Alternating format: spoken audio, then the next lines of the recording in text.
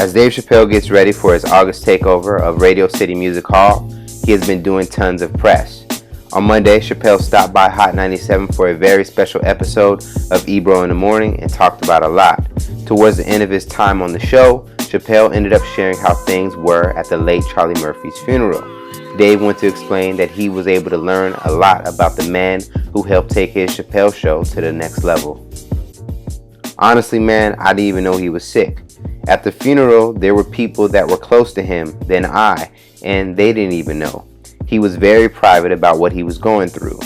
His son gave a beautiful eulogy at the funeral, and part of what he was saying is that his father didn't mourn himself. His dad did everything that he wanted to do, and for me, that was very comforting.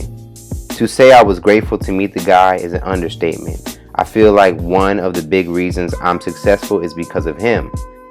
His service was beautiful. There was one joke I told at his funeral that was funny. I don't know any black person as famous as Charlie Murphy with this many black friends. It was funny. If you saw who was in the room, it was a beautiful testament to what his life was about. A lot of people came to pay their respects.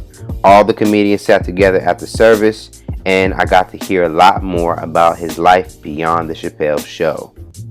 Now, another interesting thing that Chappelle went on to note was that he actually tried to reunite with Murphy in a sketch or part of his visit to SNL back in November. He would go on to tell listeners that he called Charlie about it but never got a call back and wasn't sure why at the time.